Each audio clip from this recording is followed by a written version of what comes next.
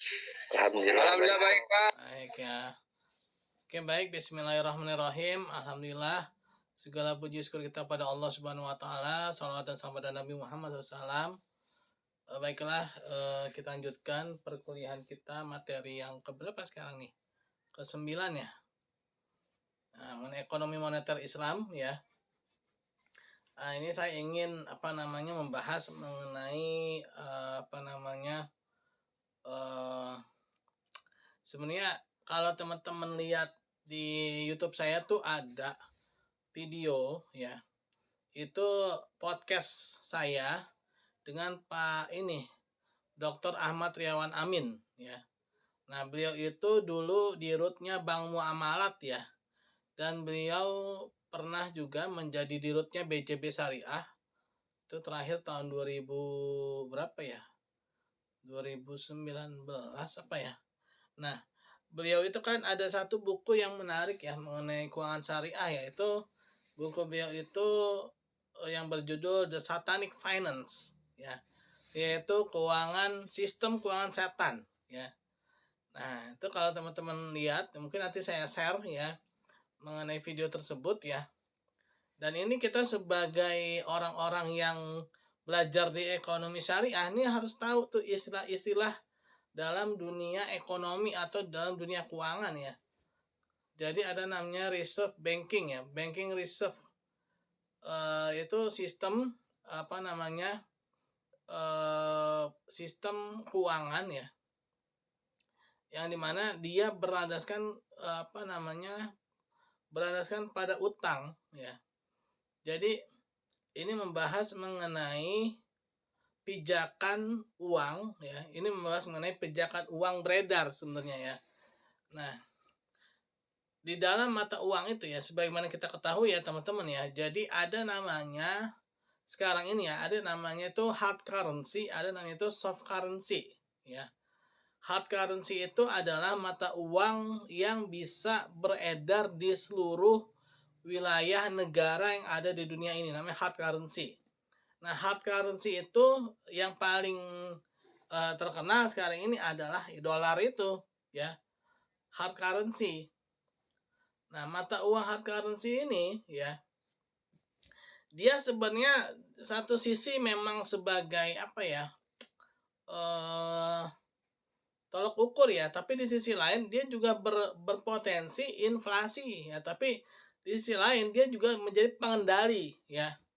Dulu ya, ketika Islam masih di awal-awal, ketika Rasulullah SAW itu masih hidup ya, itu yang beredar itu adalah mata uang dinar.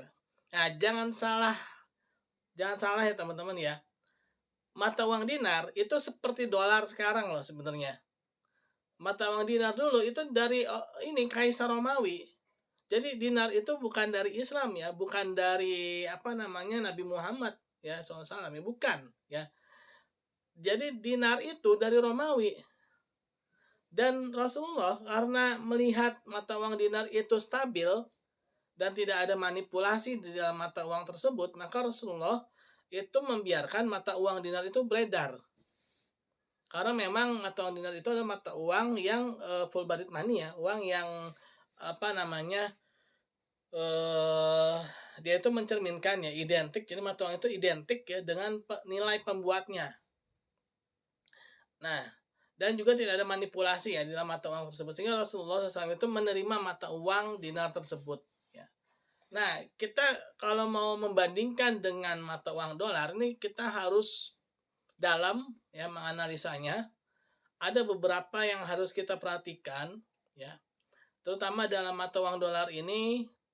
Pertama, mata uang dolar itu sendiri adalah mata uang yang sekarang yang beredar ini bukanlah mata uang Amerika sendiri ya yang mencetak ya, tapi dolar yang sekarang yang berstempel biru itu adalah mata uang yang berasal dari para elit global ya, yang mana mereka mencetak uang itu kalau dibilang itu mungkin mereka tidak punya jaminan ya. Nah, mata uang dolar yang dari Amerika itu adalah yang ketika John F. Kennedy berkuasa, yaitu mata uang yang berstempel merah. Apa bedanya mata uang yang berstempel biru dan berstempel merah? Mata uang dolar yang berstempel merah itu adalah mata uang dolar yang dicetak karena adanya emas, ya, adanya emas di Amerika, ya. Jadi berdasarkan pada stok emas yang ada, maka mata uang dolar yang berstempel merah itu beredar. Nah, jadi John F. Kennedy ketika berkuasa, dia memang benar-benar independence dari para elit global yang apa namanya notabene-nya adalah orang Yahudi. Nah, sehingga John F. Kennedy ya menjadi incaran dan akhirnya terbunuh ya. Dan akhirnya dolar yang sekarang ini ada yang berstempel biru. Nah, apa nih yang menjadi basic dolar yang berstempel biru ini? Ternyata yang menjadi basic mata uang dolar yang berstempel biru ini adalah berlandaskan pada utang ya. Nah, ini membingungkan nih nantinya nih teman-teman ya. Jadi mereka mencetak uang berdasarkan mereka membuat utang gitu loh. Jadi semakin banyak uang yang beredar ya di dolar itu sendiri. Nah, kan gini. Dolar ini kan dia beredar nih ya, teman-teman ya. Nih, jangan sampai pada loss nih, ntar bingung. Aziza, Devina, Dinda Gusina, coba on cam. Ayo, Pak Hendra, mana nih? Ismail, Khairunisa, Miftah, siapa lagi nih? Suherman. Terus siapa nih? Muhadir. Terus siapa nih? Muhammad Ramdhani ya. Siapa lagi nih? Maya. Terus Nurul ya. Terus siapa nih? Pengguna Zoom. Rido, Riko Fadli, Robi dan Selfie ya. Nah, jadi dolar itu ya yang ada ya. Jadi gini. Dolar itu yang ada, teman-teman. Dia berdasarkan pada jumlah utang. Jadi semakin mereka mencetak dolar, utang mereka Amerika itu sebenarnya semakin besar. Nah, sudah gitu, dolar yang tadi itu ya, yang dicetak berdasarkan pada utang, ya, itu menjadi jaminan lagi ya buat siapa? Buat negara-negara berkembang. Untuk apa? Untuk dijadikan sebagai devisa. Nah, jadi devisa itu ada beberapa ini ya cara ya yang dijadikan devisa, yaitu pertama emas itu jadi devisa. Terus yang kedua itu adalah aset negara. Itu bisa menjadi apa namanya backup ya, istilahnya backupan lah ya, backupan ini ya, apa namanya backupan mata uang itu beredar ya. Jadi ketika uang itu beredar ini sebenarnya kalau dari segi islaminya ini sangat islami teman-teman ya. Jadi tidak akan bertambah uang ya ketika tidak ada emas atau aset yang bertambah. Ya aset itu bisa barang atau jasa yang bertambah. Dan yang ketiga nih, yang ketiga ini adalah celakanya ada utang nih, ya. Jadi kita bisa mencetak uang ketika kita ini punya devisa yang berupa utang tadi, emas, apa namanya dolar. Nah, ini yang ketiga ini yang bikin ribet, yang bikin utang ini, ya. Nah, kalau sekarang mungkin bukan cuma dolar ya, mata uang Cina ya, apa namanya, apa yen ya, yen Jepang, yen bener ya. Mata uang Cina apa sih? Mata uang Cina apa mata uang Cina? Nah, itu juga mau dijadikan sebagai hard currency. Kenapa? Karena kita mungkin banyak utang ke Cina ya. Nah, itu bisa menjadi backupan juga dalam apa namanya mencetak mata uang. Nah, ini celakanya teman-teman. Kalau utang ini ya semakin lama semakin bertambah, maka nantinya nilai dari mata uang kita akan terus anjlok, ya akan terus jatuh, ya akan terus terprosok, ya. Nah, kenapa? Karena tadi, ya, jadi kita ini setiap kali mau apa ya, jadi ini pastinya akan berdampak panjang teman-teman. Kalau misalkan kita ini tidak produktif ya, Nah, kenapa sih, apa namanya gini, ada mata uang yang masuk ya, mata uang asing masuk ini ke kita, ini bukan berdasarkan pada transaksi, ya. Nah, kalau misalkan ya, kalau dolar nih masuk ke Indonesia, karena misalkan nih, Indonesia misalkan punya satu produk yang tidak bisa dihasilkan di manapun gitu ya, yang tidak bisa diproduksi di manapun, hanya kita yang bisa memproduksi itu, dan kita punya keunggulan, apa namanya, keunggulan mutlak gitu ya, dalam ekonomi itu ada keunggulan komparatif, ada namanya keunggulan mutlak. Nah, misalkan nih kita punya keunggulan mutlak atas suatu barang sehingga, banyak, apa namanya, orang asing gitu ya, mata uang asing yang masuk ke Indonesia ini, jadi dia masuk itu bukan karena utang, karena memang ada, jual beli ya, ada transaksi yang masuk. Nah, ini bagus nih. Nah, ini bagus justru. Jadi dia masuk ini karena ada transaksi. Jadi mata uang dolar ini masuk ini, hard currency ini masuk, dia karena ada, barang yang akan dibeli oleh dia. Nah, jadi ada barang yang dibeli oleh si asing tersebut. Sama ketika zaman Rasulullah. Kenapa dinar itu banyak beredar di Jazirah Arab? Karena Jazirah Arab itu punya keunggulan mutlak. Nah, ada tahu nggak keunggulan mutlaknya apa? Ini kalau ada yang tahu saya kasih poin nih. Jadi UASnya saya jamin dapat A. Apa keunggulan mutlak? Haji dan umroh, Pak. Ah, betul sekali Pak Hendra. Nah, Pak Hendra ingetin saya ya. Pak Hendra saya kasih 100 UASnya ya. Makasih, Pak. Oke. Nah, haji dan umroh itulah keunggulan mutlak yang dimiliki oleh Jazirah Arab ketika itu. Nah, sehingga yang namanya mata uang emas itu, terutama dinar, itu masuk ke sana dan itu bukan utang masuknya, ya. Beda dengan kita nih sekarang, kita banyak dolar masuk ke kita, ini karena utang, ya harus dibalikin, kalau utang harus dibalikin kan. Kalau mereka enggak, ya. Jadi kalau mereka itu dinarnya masuk, dirhamnya masuk, udah jadi milik mereka gitu loh. Bukan, jadi nggak ada kewajiban buat balik lagi, orang apa namanya, ada barang yang dijual kok ya kan.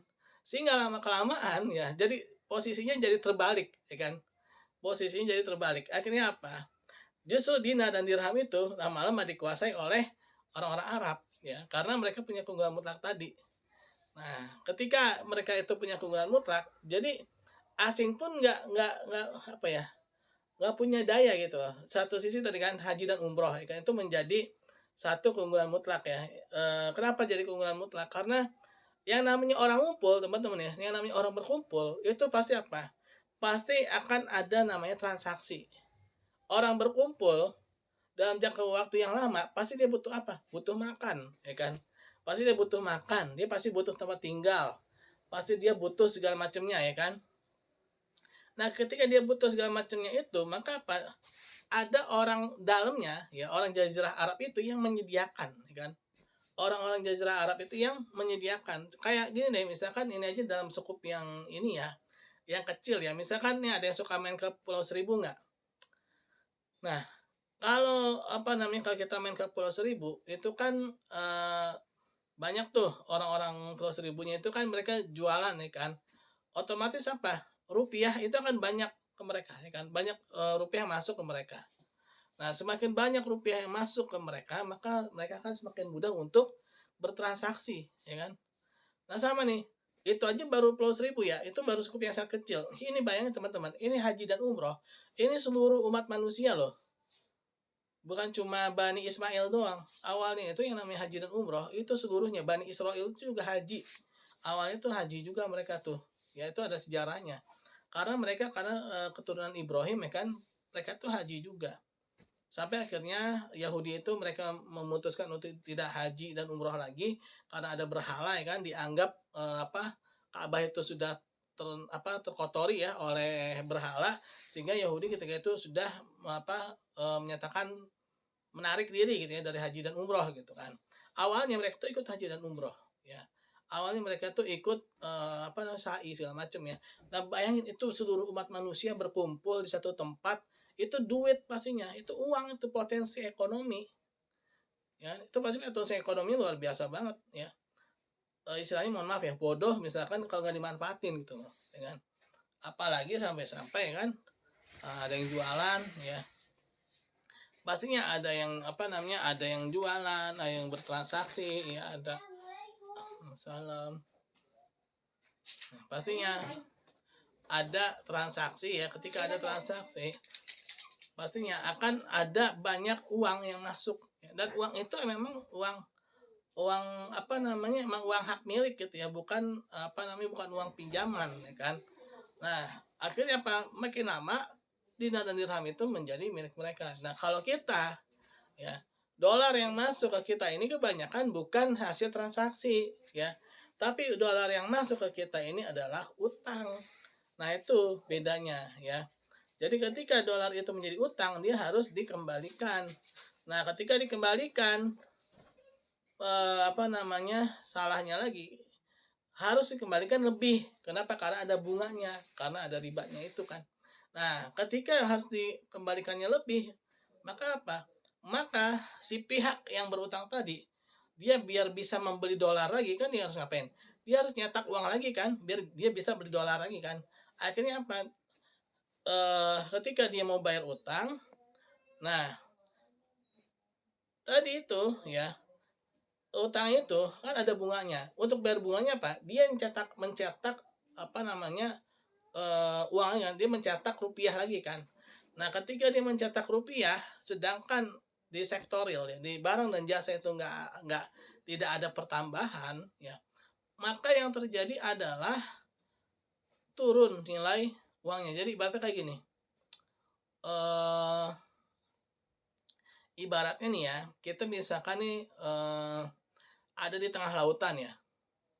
Di tengah lautan kan nggak ada barang ya, nggak ada barang dan jasa. Ini kan ibaratnya udah fatal banget ya kalau di tengah lautan ya. Kita mau pilih mana nih? Mau pilih di tengah lautan ya. Ketika kita mau tenggelam, kita mau pilih apa namanya? Satu apa namanya? Satu batang emas, emas ya, emas apa namanya? Emas batangan, atau mau satu batang pohon. Misalnya apa? Satu apa istilahnya ya? Pohon lah gitu ya yang bisa mengambang. Pastilah kita akan memilih pohon tadi kan, bukan batang emas. Kenapa sih? Karena emas itu ketika itu karena tidak ada fungsinya ya. Karena emas itu ketika itu tidak ada pembandingnya, maka dia pasti nggak ada nilai kan. Pasti pohon yang memiliki fungsi itu pasti akan menjadi lebih kita pilih daripada emas tadi. Sama jadi gitu. Ketika uang itu dia semakin banyak, justru dia lama kelamaan akan kehilangan fungsinya sebagai uang. Ya, dia akan lama kelamaan akan kehilangan apa namanya, ininya ya, apa namanya, tugasnya sebagai uang itu dia akhirnya menghilang ya. Kenapa? Karena tadi saking bertambah banyaknya uang ya. Nah, akhirnya sekarang kan ada apa tuh, kebijakan redenominasi ya kan, denominasi apa ulang ya kan. Jadi tiga angka di belakang, tiga digit nol ya, di belakang itu kan dihilangkan ya kan. Nah, kalau menurut saya sih kalau tidak diimbangi dengan barang dan jasa, ya itu sama aja, nggak ngaruh ya. Itu nggak ngaruh. Misalkan nih, saya misalkan biasa gajian taruhlah 3 juta gitu ya. Terus diredenominasi menjadi 3.000.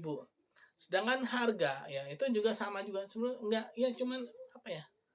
Cuman ngilangin 3 angka 0 doang gitu ya. Jadi kalau untuk ini sih, tapi kalau nggak tahu ya, kalau mungkin ada apa namanya, strategi lain ya yang ingin dilakukan ya. Tapi kalau dari segi normalnya sebenarnya nggak ada ngaruhnya. Tapi kalau misalkan ada nilai-nilai politisnya ya, misalkan ya mungkin ya, misalkan nih para koruptor ini yang menyembunyikan uangnya gitu ya, ketika diredenominasi ya kan, mungkin ini untuk mendetek itu ya, kalau alam juga sih ya kalau misalkan ada hal-hal yang seperti itu ya. Tapi kalau tidak diimbangi dengan pertambahan barang dan jasa, redenominasi juga tidak berpengaruh ya. Nah, jadi gitu ya. Jadi uang tadi ya, uang asing tadi yang hard currency tadi, ketika dia masuk ya ke sebuah negara tapi dalam bentuk utang ya, itu justru malah menjadi problem, jadi masalah. Tapi kalau dulu ya, ketika Jazirah Arab ya, ketika orang-orang Arab itu mereka menguasai mata uang dinar dan dirham ya, Itu karena ada transaksi, ada barang dan jasa yang diperjualbelikan di sana. Itu mereka benar-benar memiliki gitu loh. Mereka benar-benar hak milik mereka uang itu, bukan harus dikembalikan lagi ya. Nah, jadi itu adalah uang-uang mereka, ya bukan uang orang Romawi lagi, tapi memang sudah menjadi milik secara apa namanya kepemilikan, ya itu memang milik orang Jazirah Arab sudah gitu kan. Beda dengan kita yang menggunakan sistem utang tadi, mencetak uang rupiah dengan basicnya utang ya. Jadi ketika kita bayar utang pun kita harus apa? Cetak rupiah lagi. Kenapa rupiahnya tambah melemah? Nah, rupiah tambah lemah, kita butuh apa? Butuh utang lagi. Jadi terus menggulung gitu, teman-teman, ya. Jadi itu ibaratnya kayak apa ya? Kalau bahasanya itu gali lubang tutup jurang gitu ya. Kalau bahasanya siapa tuh yang orang apa? Bos Darling ya. Suka nonton itu nggak tuh Bos Darling itu yang flat earth tuh ya. Jadi tuh kita itu posisinya itu ya, jadi gali lubang tutup jurang ya. Jadi apa? Ya kita gali lubang ini nutup yang udah terlalu apa ya, gap itu terlalu besar gitu kan. Karena semakin kita berutang ya, semakin banyak kita ngutang, ya akan makin lemah gitu loh. Ya bukan bukan menguatkan, justru malah melemahkan. Karena nantinya kan kita harus bayar dengan bunganya kan. Kita harus bayar dengan apa namanya kelebihannya itu. Nah, untuk berkelebihan itu pakai apa? Kita cetak uang lagi kan. Nah, ketika kita mencetak uang tapi nggak ada pertambahan barang dan jasa, nilai mata uang kita turun. Ketika nilai mata uang kita turun, maka untuk apa namanya menambah lagi itu kan apa? Utang lagi kan. Udah gitu aja tuh terus tuh ya. Sampai nantinya ya. Nah, dolar sendiri tadi ya, dia sebenarnya juga posisinya lemah, teman-teman. Ya, dolar sendiri itu dia posisinya lemah kan. Kenapa? Karena dolar itu sendiri tadi ya, dia dicetak lagi-lagi berdasarkan pada utang. Ya. Nah, jadi ini apa ya, kalau kalau kita apa namanya? Kita analisa ini luar biasa rumit ya. Luar biasa pusingnya gitu ya. Kenapa? Karena dari utang muncul mata uang dolar. Nah, dolar ini jadikan backup buat apa? Jadi dia backup buat cetak uang, ya kan? Karena dia devisa. Kenapa devisa? Karena nih negara yang ini dia nggak punya emas, nggak punya apa aset yang bisa dijadikan sebagai ini, nggak kuat gitu ya. Atau mungkin memang sudah terlalu apa parah korupsinya, ya sehingga dia butuh uang banyak untuk mungkin walau alam gitu kan, foya-foya atau ya. Sehingga dia butuh adanya devisa yang ketiga yaitu berupa utang tadi ya, utang apa mata uang asing ya kan. Nah, terus dari mata uang asing itu apa? Akhirnya dia harus bayar ya. Karena ini minjem bukan bukan apa namanya? Bukan karena transaksi, dia tuh minjem ya. Jadi ini minjem ya. Dan dia harus bayar ya. Nanti bayar pakai bunga lagi kan. Nah, biar bisa dia ningkatin apa? Itu bunganya itu kan dia harus apa? Harus nambah utang kan? Karena dia kan nggak punya backupan ya kan? Emasnya kan udah istilahnya walau alam gitu ya. Emasnya ini kemana gitu ya? Yang pastinya kan dianggaplah emas dan aset itu misalkan ceteris paribus gitu ya. Tidak apa namanya tidak ada pengaruh atau kondisinya tetap gitu kan. Yang bisa digoyang-goyang ini kan yang utang ya kan. Nah, sehingga apa? Ketika dia mau bayar utang ya dengan bunganya dia harus apa? Ngutang lagi. Ya. Kenapa? Karena dia mau mencetak uang, dia harus ada backupan, ya kan? Kalau dia main cetak-cetak aja kan nggak boleh, ya kan? Nggak boleh main cetak-cetak uang tuh. Jadi ketika mencetak uang ya, jadi itu bukan bukan apa ya, bukan hal yang sembarangan teman-teman, ya. Jadi mencetak uang itu dia harus ada backupan, ya. Nah, yang namanya tadi tuh ya reserve banking itu ya, reserve banking namanya ya. Jadi harus ada semacam mata uang asing gitu ya menjadi backupannya itu hard currency tadi. Dia kalau sekarang itu berupa dolar ya kan. Nah makanya kemarin kan sempat ada wacana ya mau mengganti dolar ya kan. Nah itu malah Amerika sempat ketar-ketir tuh ya ketika dolar itu mau diganti ya. Kenapa? Karena kalau dolar diganti ya itu dia kehilangan kendali ya kan. Tapi di sisi lain sebenarnya dia juga selamat loh. Dia juga bisa selamat. Kenapa? Karena semakin banyak dia mensuplai dolar ya ke negara-negara itu ya pinjaman-pinjaman itu dia juga sebenarnya inflasi teman-teman ya satu sisi dia juga inflasi. Kenapa? Karena tadi dia harus mencetak uang itu dalam jumlah yang luar biasa. Nanti mentok-mentoknya dolar sendiri akan kehilangan nilai. Nah ini bahaya ya. Bahayanya gimana? Ketika kita ini berhutang, ya kan? ke negara-negara seperti Amerika gitu ya, atau mungkin negara lain, Cina juga kan, kita ngasih sumber daya alam kita nih ke mereka dalam wujud yang nyata. Sumber daya alam tuh wujudnya nyata, ya kan. Nah, mereka bayar pakai apa? Uang kertas tadi kan. Nah, ketika mereka itu membayar dengan uang kertas tadi, ya, ini pun juga kenapa sih kita ngasih sumber daya alam kita, karena tadi kita punya utang gitu ya, atau mungkin dalam tanda petik kita nggak bisa mengelola ya, kayak di Freeport kan dulu kan katanya kita ini nggak bisa mengelola kan, sehingga apa, ternyata banyak logam-logam mulia yang diambil ya, yang dirampas ya kan.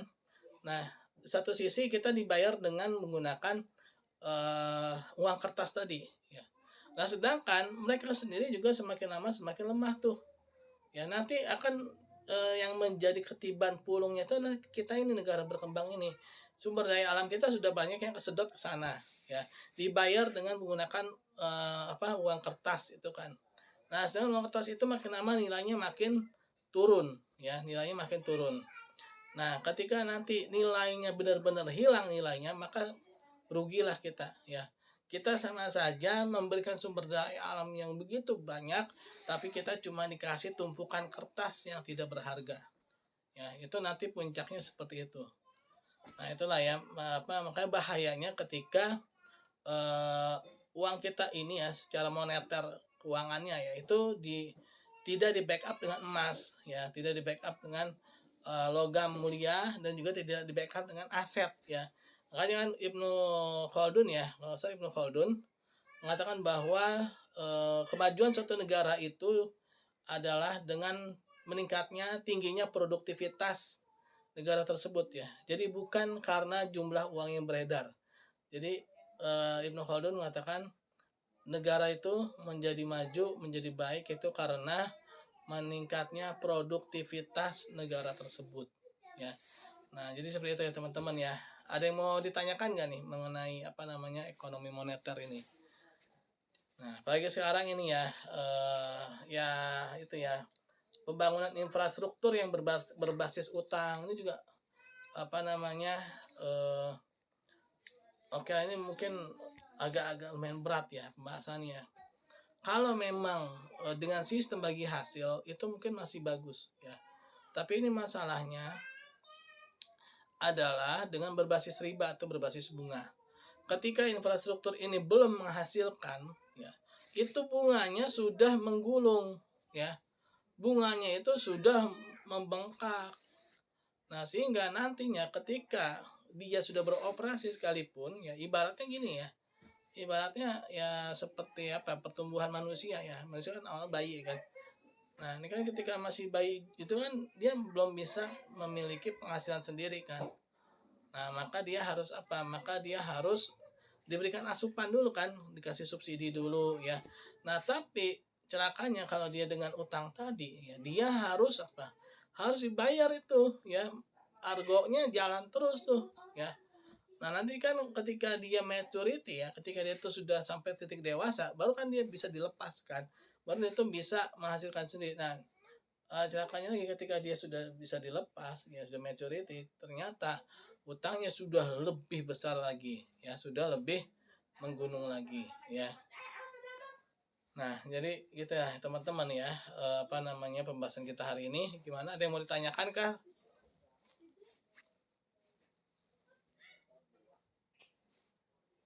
Ada yang mau bertanya teman-teman?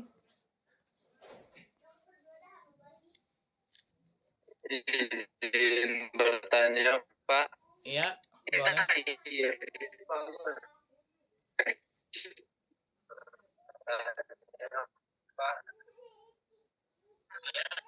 Suaranya getar Ismail. Menurut Bapak apa dampaknya jika terjadi redominasi Pak?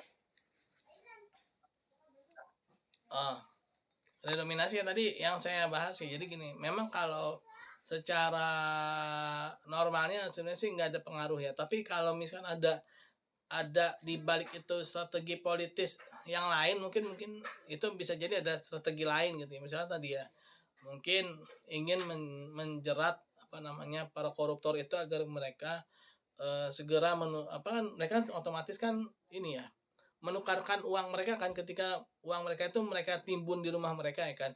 Ketika uang korupsi mereka itu mereka simpan di rumah mereka, ya kan. Ketika ada redenominasi kan mau nggak mau mereka harus menukarkan uang itu kan. Nah, walaupun sebenarnya sih banyak strategi ya, tapi walau alam juga apakah itu salah satu cara ya yang dilakukan oleh pemerintah untuk mendeteksi para koruptor ya, apa namanya, melakukan redenominasi ya, itu udah unsurnya udah beda tuh, itu udah unsur politik ya, bukan unsur ekonomi lagi kalau itu ya.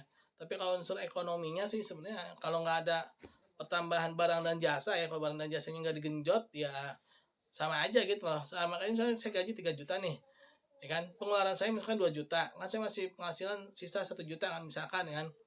Nah, diredominasi jadi 3.000 ya sama aja pengeluaran saya 2.000 ya kan, ya sisa saya 1.000, 1.000-nya itu senilai dengan 1 juta gitu kan. Jadi ya ibaratnya ya sama aja kalau dari sisi ekonomi, kalau misalkan nggak ada penggenjotan dari sisi barang dan jasa. Tapi kalau ada sisi-sisi politis ya, sisi politik ya mungkin ada ya. Walau alam kalau yang itu ya, itu mungkin bisa jadi ada strategi pemerintah dalam walau alam juga menjerat koruptor gitu. Ya itu bisa jadi ya. Gitu.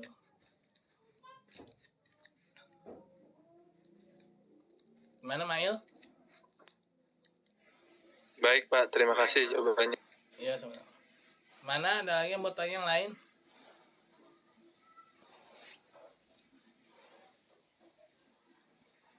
Ada yang mau bertanya? Tidak ada? Oke, kalau tidak ada kita tutup dengan baca hamdalah. Alhamdulillahirabbil alamin. Dan doa subhanakallahumma bihamdika asyhadu an la ilaha illa anta astaghfiruka